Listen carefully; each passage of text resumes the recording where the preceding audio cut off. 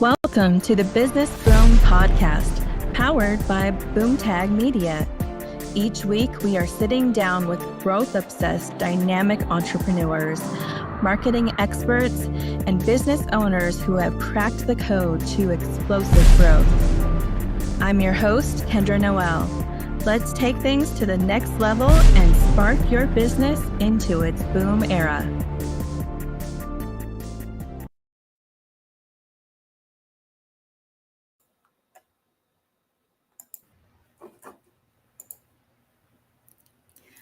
Hi, Trapper. How are you doing today? We are live for the 7th episode of the Business Boom Podcast. I'm really excited to have you here today. Sorry, go ahead. No, I was just going to say I'm super excited also. Oh, great. I want to give a little bit of a quick intro backstory into how we met and kind of how we got here to this podcast recording today. So I would say it's a little bit of a bittersweet sandwich. So we're going to start with sweet. Sweet part is we haven't talked very much since grade school. We did graduate together, but I would say after a grade school, we kind of lost track of each other, hadn't talked as much. And then the bitter part sounds like you've really come across some trauma, some hard things in life since then. And the sweet part is, resilience. You come through that trauma, you come out better, and you have a new book coming out, and you've got some really cool things to talk about. So I'm excited to dive into the conversation today. Likewise. Yeah, I'm super pumped. Yeah, can you just give us a little bit more information about you? Yeah, so my name's Trapper Searles from Casper, Wyoming. Just spent 21 years in Denver, in the process of moving my family to Arizona right now. So a lot going on. Just finished my first book. So I'm a life energy coach based off of 7 energy levels, which is amazing. And it aligns with me and so many people. And yeah, just over the last 20 years, have experienced a lot of trauma, but I've always had perspective. And I just always knew that I would learn what those traumas were supposed to teach me at some point in life. I just didn't know when and how and where. So when I woke up one night after having a dream about a book, and I was like, I'm going to write the book. That's so cool. So many people have the dream about it, and then they just kind of let it sit on a shelf, you could say, and never end up actually following through and actually doing it. So I think that that's very cool that you just took action and you're doing the thing. So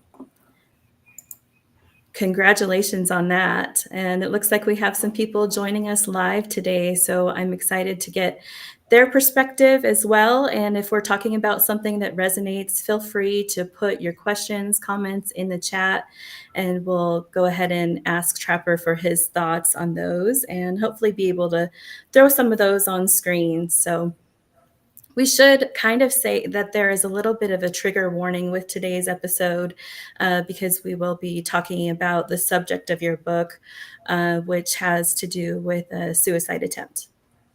That's right. Yep. I can share the title if you'd like, or I can. Yeah, let's get into it. Tell us what your book is about, and we can go to what led to it. Yeah. So the book is called I Survived Suicide by Killing Myself. It's a story of pain to purpose, and it's a memoir, mental health perspective story. So just starts out from early childhood until about 6 months ago when I finished the book. And, every day is a journey that could add, more pages, but that'll have to come in the second book. So. Yeah. So that's already a thought then. You think authorship is going to be like something that you're just into and potentially some more books on the way? Yeah. I mean, when I started the process of this one, honestly, I wasn't even a big reader, and all of the books that I had read had to do with business and scaling and entrepreneurialism. Since writing a book, you learn a lot about the process, and then, you have more ideas that come to mind. And Yeah, I think I have like 2 or 3 more books on deck. I'm going to try to settle first and then continue to grow other parts of my life. And then, yeah, I think another book will be probably out in the next year or 18 months. Cool. So you're settling in Arizona. What kind of led you guys and your family to make the change from Denver to Arizona? Yeah. So, I think like so many people, we tell ourselves or we set these goals of, hey, later in life, we're going to do this, we're going to do that. And so, for the last 10 years, my wife and I would travel to Scottsdale with our daughter all different times of the year. And we just love it there. It's kind of like our vibe. We just feel like we fit in there.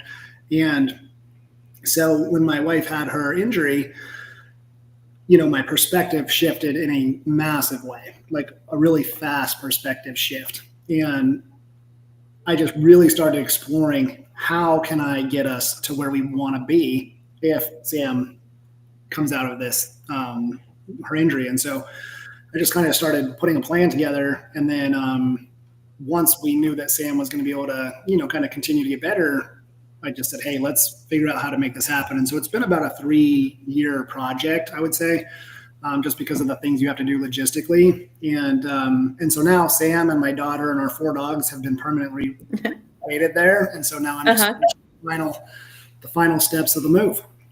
Okay, perfect. Now, I've been following along a little bit so I know more about what happened with your wife, but for a lot of people listening, I'm sure you're new to them. They don't know the situation. Do you mind sharing a little bit more about what happened? Yeah, no, not at all. I love sharing Samantha's journey and then our family's journey that is tied to that. So my wife's name's Samantha, and April 16th of 2022, her and I were out on just a normal, amazing date night downtown Denver with 2 other couples that were our good friends. And Sam said that she needed to use the restroom. So she got up and went to the restroom. And about 7-8 minutes later, I was just kind of uneasy, like, just like, where's Sam? I wanted to check on her. And so I sent her a text and didn't respond. So I went back, I knocked on the door of the restroom. No one came out. So I opened the door and she was holding onto a stall, the corner of a stall, and like wavering, and she had thrown up. And so I said, hey, Sam, like, are you okay? And she looked at me and she said, who are you? And I just was like, I left the bathroom right away and I grabbed my friend Brad's keys to his Toyota Highlander and I got her in the car. I called the hospital that I was going to take her to. I knew a doctor at the time, so I asked to speak to him, and then I got him on his cell, and so he directed me to where to go and who to talk to. And so we got there in about 12 minutes. They got her into emergency room, and within 45 minutes, she was life flighted to St. Anthony Central, which is one of the premier neurological hospitals in Colorado. And within 15 more minutes, she was having emergency brain surgery for a ruptured brain aneurysm. So, wow, life changed, snap of fingers. And so that's the real short version of it. So I'm sure that's part of the trauma that is mentioned. And at the same time that happened, you were also running a very big business. Is that right? This happened in the time that you were an entrepreneur? That's right. Yeah. So I've been an entrepreneur my whole life. I started a garage door company in Denver in 2005. And it grew to be the most popular, highest rated garage door company in Colorado. I would say we were a small, big business. I never had a ton of people, but we were definitely a mighty mouse type of business. And yeah, we were just cruising along and scaling. And so we were at a place kind of like, hey, let's continue to grow this, create sustainability, kind of like thinking about the next steps of how to remove me from the business. That's kind of where we were at that point. I'm sorry, my voice is a little scratchy. No, you're okay. Yeah. So entrepreneurship, but like life things happen, right? So what were some of the biggest things that you learned in that time about handling personal life and entrepreneur life? Well, I think everybody has certain superpowers built within ourselves, and life brings them out of us. We don't know when or where, but ever since I was young, probably like 11 to 13, I didn't recognize this until later in life that this was a strength of mine. But whenever there was a problem or a challenge, I would love to think of a solution. And so, with Sam's injury, it was no different than 19 years of entrepreneurship. Being an entrepreneur is problems, solutions, and creating an action plan and tools and people and processes and systems to get from the challenge to the solution. And so, the doctors, when I got Sam to the hospital, were like, "Hey, how long did it take for 911 to respond?" And I said, "I didn't even call 911. I'm more of a, here's a problem. How fast can I find a solution?" And so that's the way my brain worked. And so, when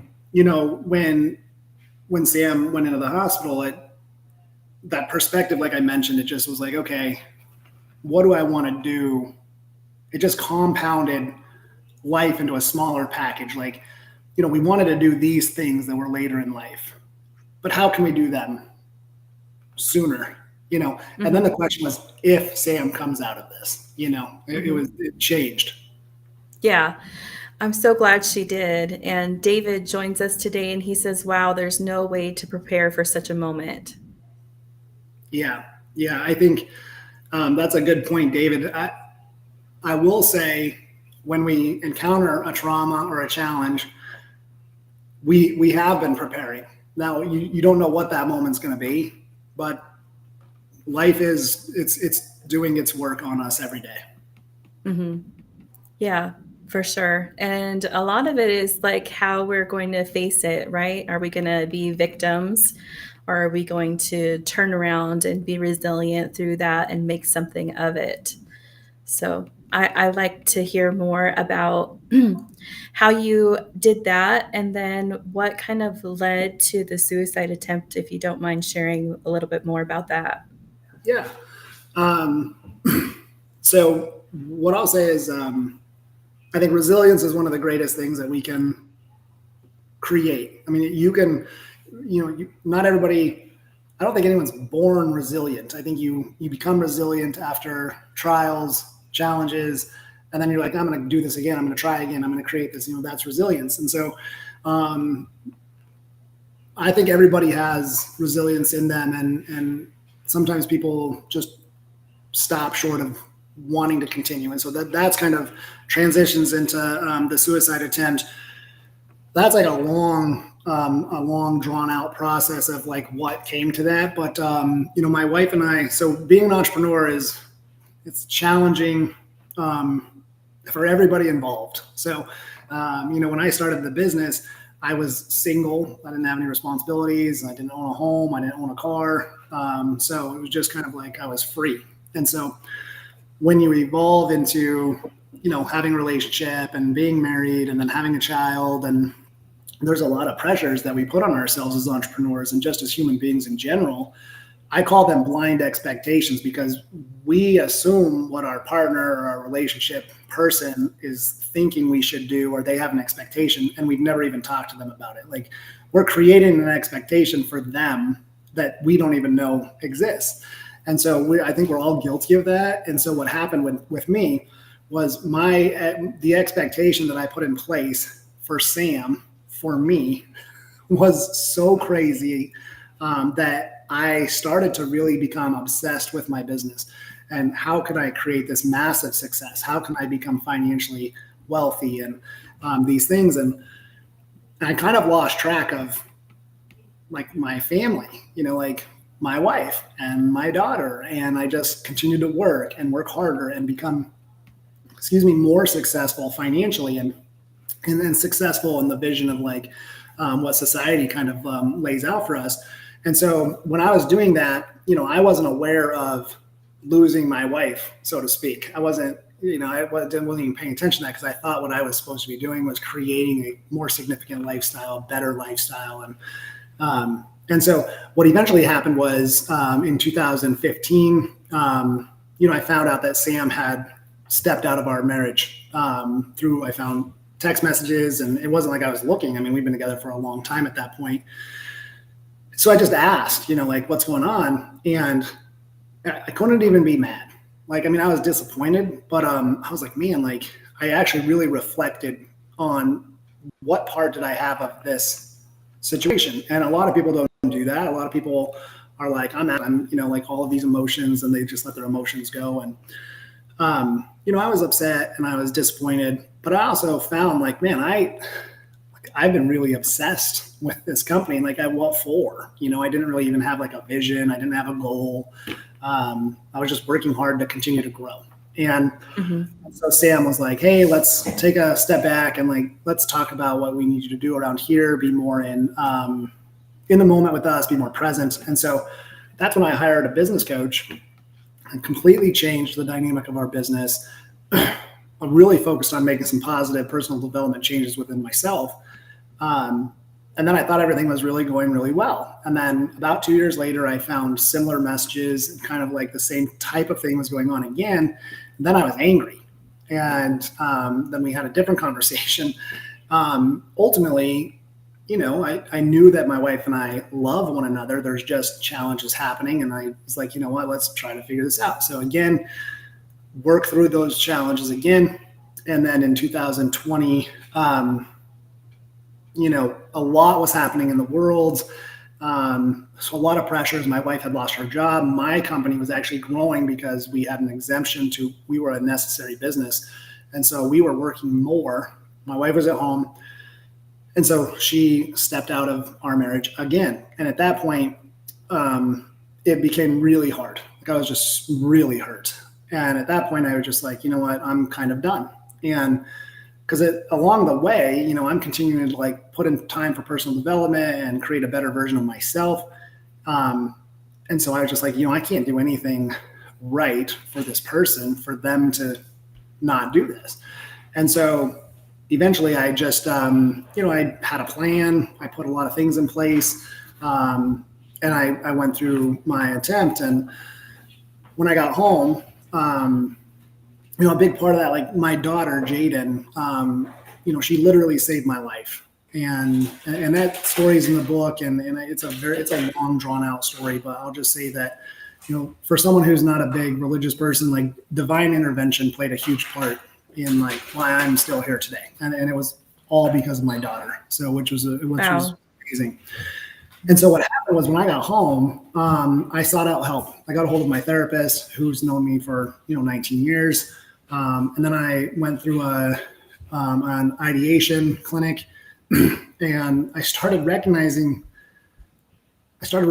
on like, why was my wife doing these things? And then it really clicked really fast once I had tools accessible to me that Sam is a human being, and Sam's insecurities are what drove her to do what she did.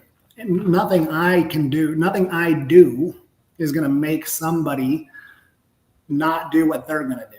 And so a lot of people forget that we're just separate people.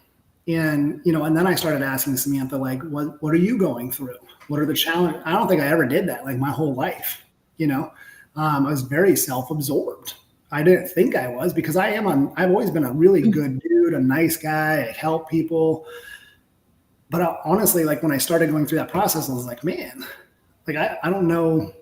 I never knew some of the challenges that Sam was going through, just because I was never an open book husband with her. Like, she could come to me and we could communicate, and, who knows what hindsight would have happened, but those were the things that led up to that. There's a lot of like micro stories in there between that. Like, that was the most significant thing, was once I decided on the attempt, it all came down to, I wanted to remove myself from the equation so Sam and Jaden could live their best lives, like what I thought would allow them to live their best lives. And then once I came through my therapy, I'm a part of that. I'm a part of the best life. And then I also, absolutely. Yeah. And so I had a significant mindset shift. And then also a lot of things started to align, like what I wanted to do with my life. I almost instantly knew that I didn't want to continue doing what I'd been doing, And I knew that I wanted to start pursuing this thing, you Mhm. know? Yeah, so that led you to a pivot in your after your recovery and stuff, you made a significant pivot with your business. So can you tell us a little bit more about how you transitioned? Because that is a big swing going from a garage door company to what you're doing now, and then tell us a little bit more about what you do offer now. Yeah. Yeah. I mean, anyone who knows me and has known me for a long time knows that, if I have an idea and it's like important to me, it doesn't take long for me to put it into action. And so sometimes that's really good. I think a lot of creative entrepreneurs are like that. So when I recognized that I didn't want to be a part of my company in the garage door industry, and I wanted to pursue consciousness and learn how to provide tools to others and serve others and be inspired by others, and really focus on consciousness is kind of like what I'll kind of get to here in a minute. But it didn't take long. In the time from my attempt to the time of Sam's injury was about 7 months. And so something that really hit me really hard was in a matter of 7 months, our adopted daughter that was 9 could have lost both of her parents. And so that was a massive, like that was huge for us, like a huge for me, like that would have been starting to look at it from me looking at it was like, man, like that would be terrible. And so, and then I realized like, I want to be part of all of the life that I can be. And so, I started reaching out to people and just saying, hey, like, how should I prep my business to exit? I hired a bookkeeping company that came in and like reconfigured our books, how they were designed, making them pretty. I mean, they're just very legitimate books. Everything was how it needed to be. Every dollar was accounted for. The company was very reputable. And then I knew that when somebody was interested in purchasing my company, I could just turn it over to them. And then it would be a very smooth process. It was an investment, but it was a great investment for our business to move in that position. And then really started focusing on low hanging fruit within the business. Where can the business save money? Because then you're making money. And then learning about EBITDA and how to get this business to be worth as much as possible, as fast as possible, because I knew that I couldn't start my new life until I exited that whole life. And so Right. that was really challenging too, because my team had no idea. And that was really hard for me too, because I do like to share and I like to make sure everybody else feels comfortable. But I had been through a micro version of this in like 2015 and I shared, and it really was negatively impactful on my business to where this time around, the company that I was exiting to, I knew was going to be an improvement to my employees on every level. So I didn't feel bad for keeping anything from them, so to speak, because everything that we were doing and I was doing was going to create a better opportunity for them also.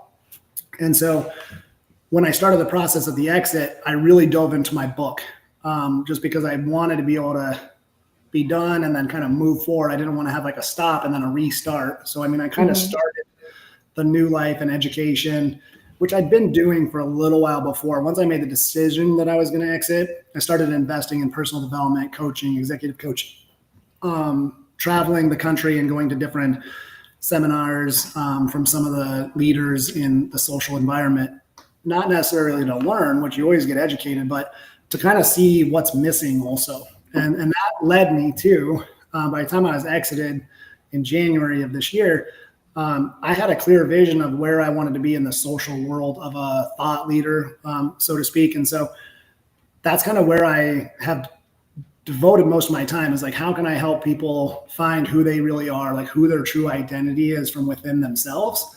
And then once you start honoring who that person is, everything in your life just really comes together. It's a pretty special transformation. Now that I've actually coached it and seen it too, it's a really cool thing. So, I mean, that's kind of what I've transitioned to is, writing, but also I write online coaching programs, and then I do individual coaching for people and businesses. I do consulting for businesses to help them scale to eventually sell. So it's pretty cool. Oh, okay. So one of the things that you're coaching for is the experience that you went through. Like I think a lot of entrepreneurs go through that. They strive and strive and strive. They grow this business and they scale. And then they're like, okay, I did that. And now I'm ready to be done with that. So that's something that you do help other entrepreneurs with is how to get, okay, congratulations, you made it. Now what's next? Yeah, totally. And I would say I'm in that space. I'm really good as like the first and second tier of that, just because most of the businesses are small businesses, like mom and dad or family, and probably great revenue, but don't fully understand the impact of their financials. And they're probably not keeping track of like KPIs and monitoring their systems or like a CSRs and CMR, like all of the things that manage and process. And so, I've only had a couple because I'm pretty new at this, but I've had a couple clients, small businesses that were going through this right now because they ultimately have seen the impact of exiting a company allows you to go do something else. And a lot of times as an entrepreneur, you can get stuck or feel stuck because you've done this one thing forever, but then you just don't know how to get out of it. Yeah. And I think that's a really important place to be because there's so many businesses out there right now where they just have no idea how to get in touch with, private equity or companies that might be interested in them. And so it's good just to know. And then some people are afraid to ask for help. And I used to be one of those people too. Yeah, I can definitely see where someone who has scaled a large business then doesn't want to have to turn around and say, hey, I need some help getting out of this. Do you think that there's ever a moment where that feels like a step down or a failure instead of excitement about going into a new journey or doing something new? Yeah, I mean, I can only speak from my experience. People ask if I have any regrets for selling my company or, things that I miss. Yeah, I miss the revenue. I miss the income.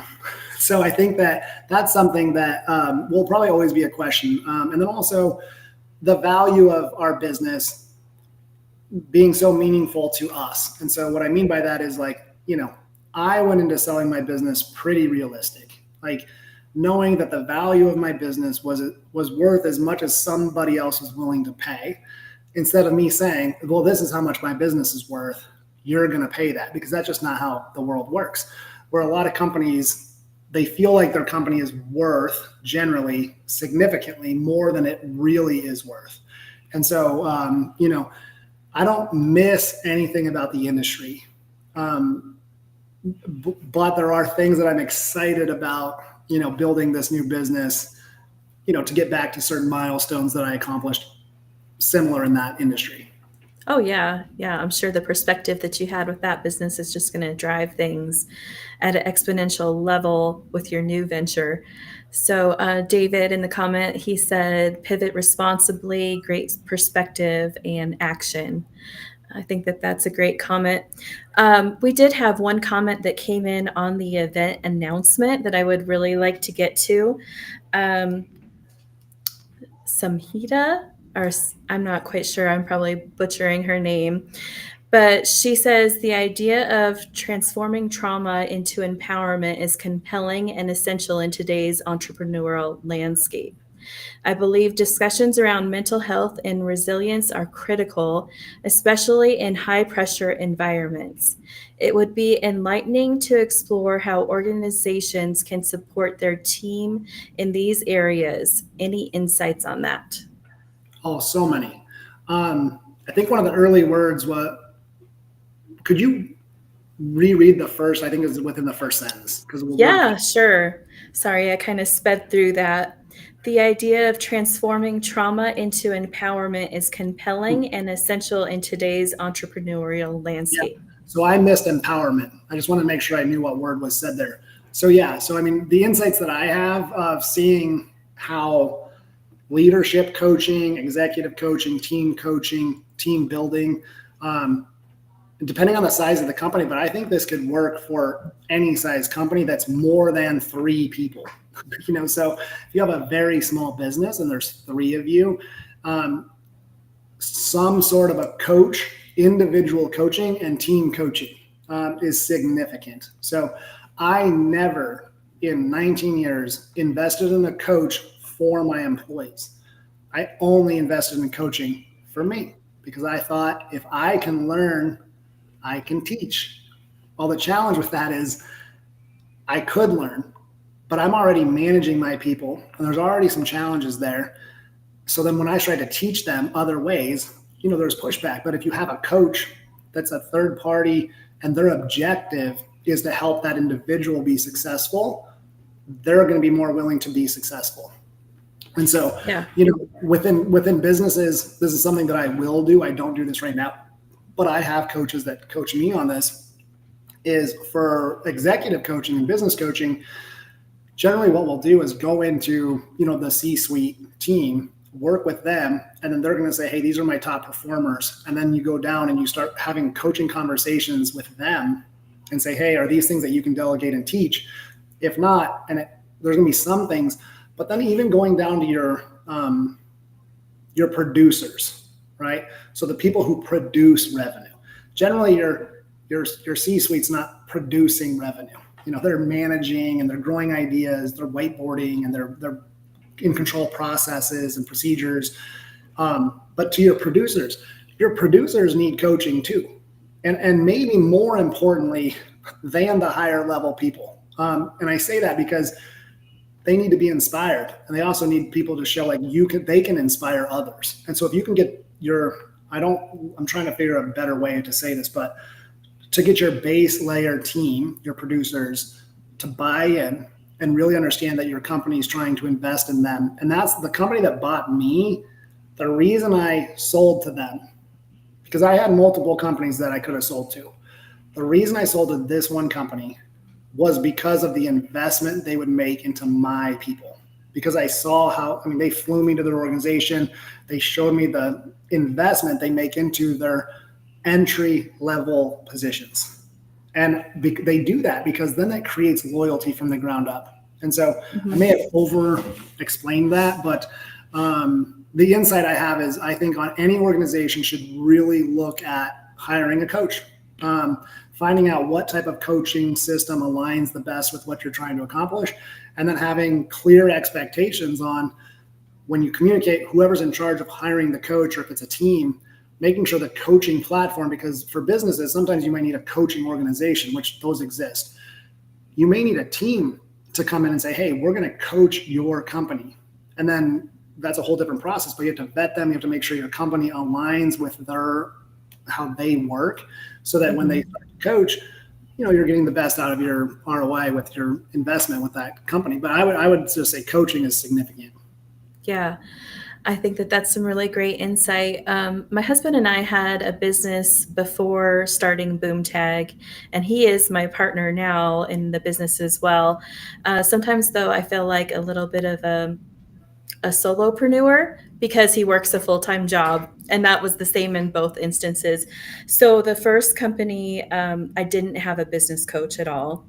And then I went to talking about like personal development and that kind of thing. I went to a leadership summit, and they were just talking about how important it is to get like really good leadership in front of you and connect with people who just have that leadership authority and can help you through some things. And I didn't really realize how important that was until I went to that leadership summit. That was the biggest thing I came out of that summit with. So when I started the new business, I actually started it in conjunction with a business coach, and have kept a business coach on board since. And I think especially for solopreneurs, having someone to bounce things off of and things like that. And they can't always invest in like the super expensive business coaching, right? Because there's programs out there you can spend as much money as you want on a business coach. But I've at least invested in like a group coaching. So you have some resources, some people that you can bounce ideas off of and that kind of thing. And then I found it super helpful. Yeah, absolutely. I love that. And I think it may be, so when it comes to like a small business and needing coaching to grow a company, to a solopreneur, who sometimes solopreneurs don't like to hear this expression, but it is true. A solopreneur created a job for themselves. It's self-employment. And so you really have to understand, like, do I want this to scale? Do I want it to be a business? Do I want to create sustainability?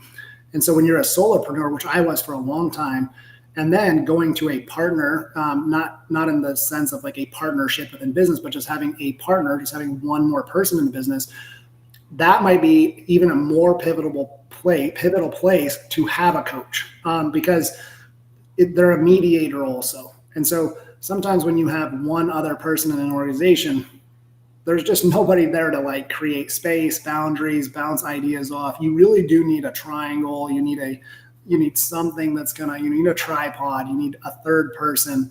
And the same thing if you're a solopreneur. When there's two people, especially a marriage is involved.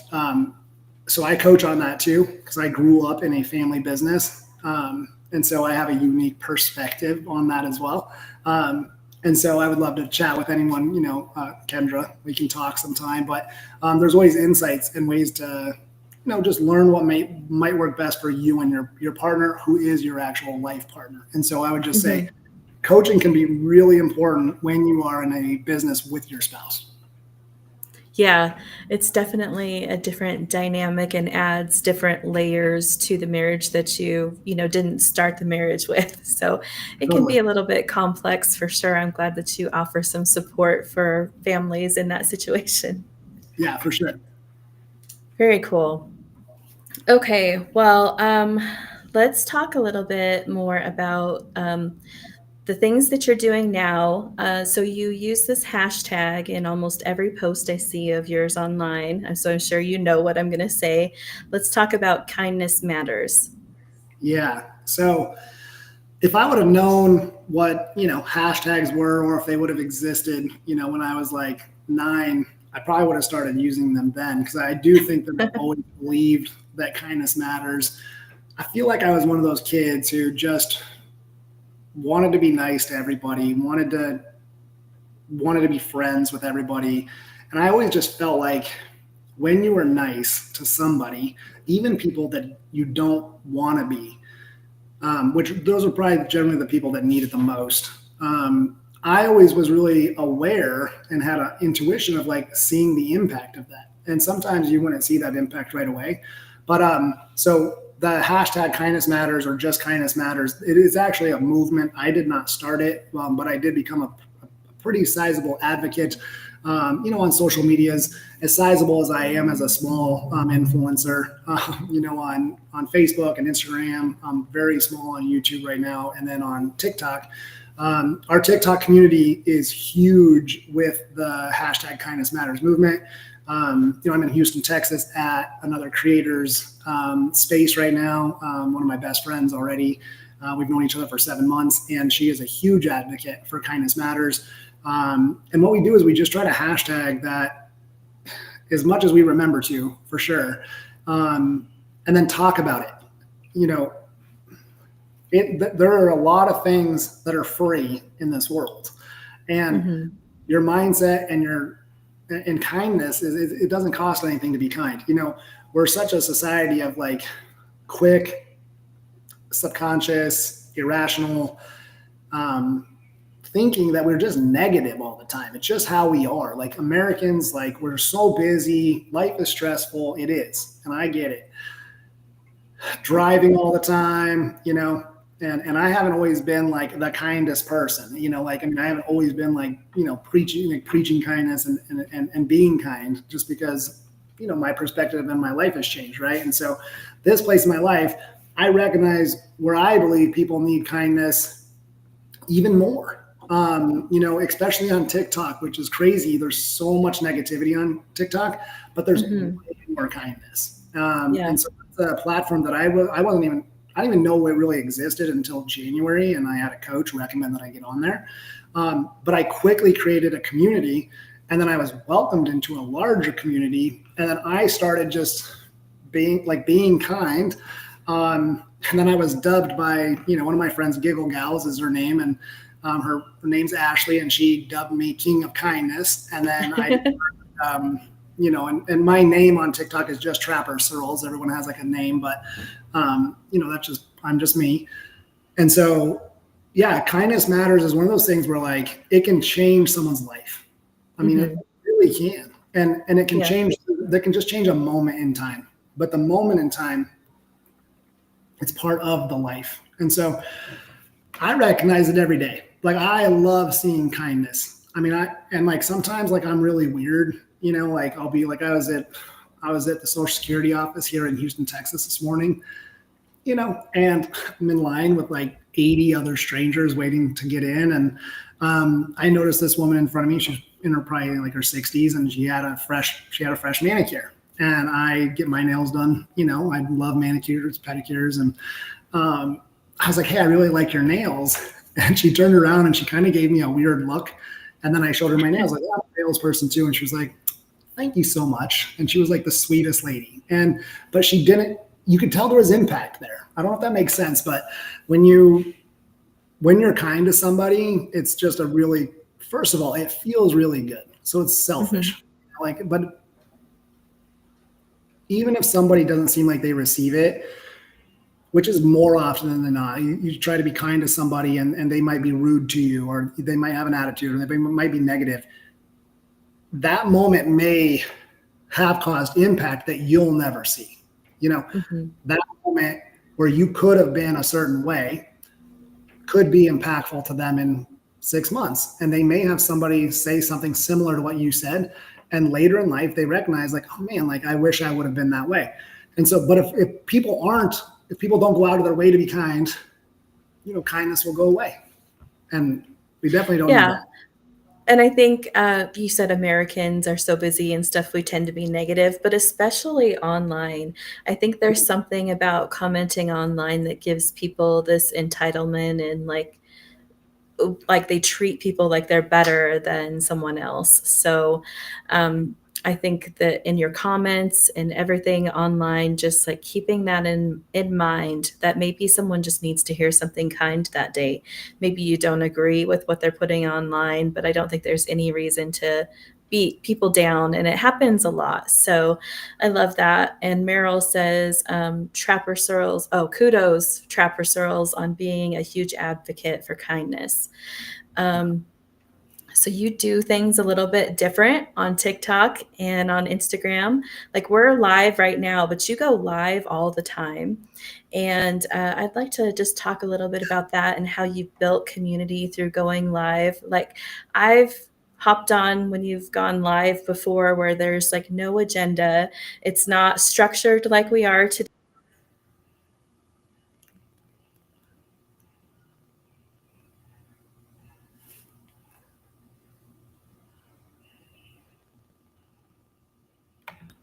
Looks like I lost can you hear me okay? Yeah, I still have you cut out there just for a moment. Okay, great. So I'm sorry about that. I was saying sometimes you're just working on your computer, you're talking to the commenters as they come in. It's nothing structured. Sometimes you work out and you're live, and it's just like a different way of thinking, but I think it's a different way to grow influence. And so if you would talk a little bit about that and talk about the community that you've been building and the TikTok kind of community that you've been hanging out with and that kind of thing. Yeah, totally. So, anyone who's known me for a little bit of time, I'm a unique person and I don't mind doing things, out there and in front of people and trying new things. It's exciting to me. I get nervous too, but with social media, there really is this lack of judgment just because you can turn the screen off, So I kind of look at it like I might as well try it out here. So, because the people that do know me are like, Trap's just doing something silly again. No big deal. There's the people that don't know me that are like, most of the time, they're like, oh, hey, this is unusual. We're going to keep watching or whatever. And so, I've been doing lives on Facebook for a long time, but not very sure, no agenda. Just hanging out or working out. I work out a lot, and nutrition's been important to me. And Instagram's a little bit more unique, but I started going on there more, trying to understand it. Like I said, beginning of the year, I was really prompted to hop on TikTok, and I was just like, oh, another social media. I'm 42 years old, so I'm like, this is for kids and whatnot. And I was just really blown away with how socially active TikTok is. It is insane. I mean, there are millions of people on TikTok all day.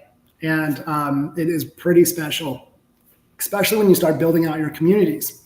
And so I created an intentional room. So when I go live with intention, because I go live to just be me, and then I go live with intention. So when we're going live with intention, the space is to create a safe space for vulnerability, tools and resources and support. And so, people will generally come into that space when they need help or they just need somebody to be there. Or we've supported people through so much on TikTok. I mean, through suicide ideation, through divorce, we've had a couple of women that lost their husbands within like the last day or two. They come on and they come into this space because they just know they're going to be surrounded by love, kindness, support, and they come in there and they can just cry.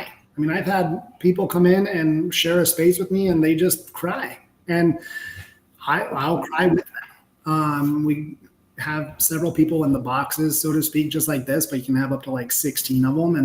And the support is really cool. And then the community really started to grow. I've been on TikTok for like 6 months now, and I'm not trying to grow super fast like some of the rooms, but I have about 3,400 followers and really intentional followers. So, when I post stuff, I don't get a ton of hits. I don't go viral, but the people that are constantly following, the consistent ones, which does grow just slower, those are part of our little community. And so just here in Texas, we had 10 of us come from all, from Maine, Iowa, West Coast, me from Denver, and like we met in real life, which is super cool. And I've met my friend one more time in Austin a few weeks ago. And it's really crazy too. One thing that's really special about like these online communities is when you become vulnerable, because you have to be vulnerable to go into these communities and let your guard down. And then what happens is you really meet people that you align with. Because when you just keep it limited to this circle that's around you and like your pool, well, you're really only going to catch certain fish, right? But when you open this up to a worldwide connection, I mean, I've made friends, not just in our country, but I have a friend, Candyman. I almost talk to him almost every single day. And he's like the nicest dude. And he's Candyman in Pakistan. Like, and he's store, and he's like 23 years old. And he's like the greatest energy. Like he just is always positive. And it's a pretty special place. I could go on and on about how TikTok and the community on TikTok is so special. But it really is. I encourage anybody that has a thought about TikTok and like a certain feeling about it, go on and check it out. You're going to see a lot of stuff you don't want to see. But like any algorithm, whether it's on Facebook or IG, it's going to start creating content that you want to see and people that you want to see. And it can be related to whatever you want. And then you can create that content that you want to put out there too. And so that's what I do. I put content out from working out to my food to shenanigans. So like my content is very organic. My space that is timed and scheduled is very intentional. Mm-hmm. Yeah, I love that you're getting together with people that you have met online. So like LinkedIn is definitely more my jam, but I have tried TikTok and been putting some things out there and stuff. I think that I've heard some people on LinkedIn talk about doing little get-togethers in person, networking, which I think is great. I would like to definitely try meeting some of my LinkedIn connections in person at some point. It's hard because of where I'm located. I'm not really by a big city, but at some point, maybe that can be a thing. Maybe I'll get to travel more with the show or something like that. So that could be a future thing, but I love the idea for sure. And we're getting a lot of really great. Yeah, sorry, Kendra. I was just going to say, I would encourage you to, yeah, even on the LinkedIn. I went to one of my most impactful summits from an invite on LinkedIn, and I'm not on there a ton, but I do. Excuse me, a little bit, but yeah, I encourage you to, if someone's not putting it together, then maybe you can. Hey, that's an idea for sure. Yeah, I've heard a few people like in Toronto and stuff like doing things like that. Maybe I could get something together in Denver, which is a little bit closest big city to where I'm located. But great idea. And there's just a lot of really great comments coming in. I don't have time to put them all on the screen, but Stanley says, great topic, Kendra and Trapper Searles. Positivity and kindness do matter, and that is for sure. I would love to just give people an opportunity to know more about how to follow you online. And if you would tell people how to find your book and when that's coming out, give the details to us there, please. Totally. So the easiest way to find me is I have a unique name, Trapper Searles. I don't think if you Google it, I don't think you find any others. If you do, just look for the best looking one, that's covered in tattoos. That's me. All kidding aside, you can Google Trapper Searles. My website is trappersearles.com. My name is all my socials. So IG, Facebook, LinkedIn, TikTok, Merrill asked on TikTok. So my TikTok is Trapper Searles. It's because I'm trying to create a brand. I mean, it's just trying to keep it clean, unique, but just the name's unique in a sense. So, you might be able to search like the perspective expert. That's kind of like part of the business that's happening. As far as the book goes, it's set to publish the last week of this month. So we're in the very final stages, which is super cool. Just picked out the cover. I shared that with you, I believe. And that took, like half of the time it took to write the book. Very stressful. It's a very cool cover, though, I will say, from a designer's perspective. I love everything about it. So thank you. And so Amazon, it'll be on Amazon. And, I wish I had the date. I don't, but it'll be later this month, end of this month. Amazon, it'll be on Kindle, hardback, paperback. And then within 6 weeks, it's going to be an audiobook. I'm narrating the audiobook. okay, very cool. Community, I had about 800 people do a poll, and they said, do the audio yourself. So they must like listening to me read, which is cool and exciting. And it's good reps for me to learn to speak better, more efficiently, I suppose. So yeah, so the socials is just me, Trapper Searles, on all of them. I'd love to just kind of continue to build an amazing community. And then with the book, it is it's a tool also in between each chapter. I think this is really special about the book. I've never read a book like this, and maybe one does exist, so I don't want to say that I created this, but in between each chapter is a perspective note, which is cool. It's kind of like a little chapter about the chapter, so to speak. So there are like tools within the book. And then the other thing too is within the book, at the back of the book, QR codes are huge nowadays. So there's gonna be a QR code, scan that'll take you to a coaching program or to the website. Super exciting stuff. So I'm excited for you to read the book. Yeah, that is very cool. I am not much of a reader, so if I do, I'll be listening to the audiobook for sure. Do you have any kind of book tour in mind, or is that in the works, doing something like that? Yeah, so that's in the works. And MEK, who's upstairs in her office working, is you kind of my PR person without being my PR person. She's just very logistically correct with her thinking, where I'm more of out on a whim. And so there's going to be a podcast tour for sure. And then there's gonna be a lot of TikTok stuff, just because, I'm parts of larger communities on TikTok. And so I'm going to be going live with a lot of big hosts, which is super cool. Again, at the end of the month, the book will be released at the end of the month. And yeah, so podcasts. I'm trying to get on as many podcasts as possible. I hope I am impactful and create value. But it's also good catching up with you too, which has been really special. Yeah.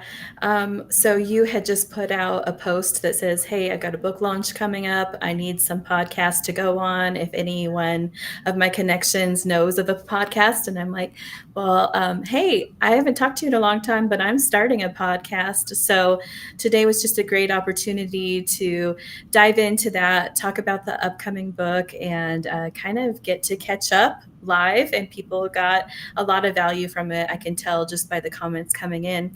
Christy says this was an excellent show. So thank you so much for taking your time to be with us today. And I'm just going to wrap things up here. You can find me on LinkedIn, and I'm at Boomtag Media at Instagram and TikTok as well. Thank you. That's it for this week's Business Boom podcast. You've got the spark. Now go light up your business with what you have learned. If you like what you heard today, hit that subscribe button, drop us a review, or tell a fellow entrepreneur about the show. Keep pushing, keep growing, and catch us next week for more booming business strategies.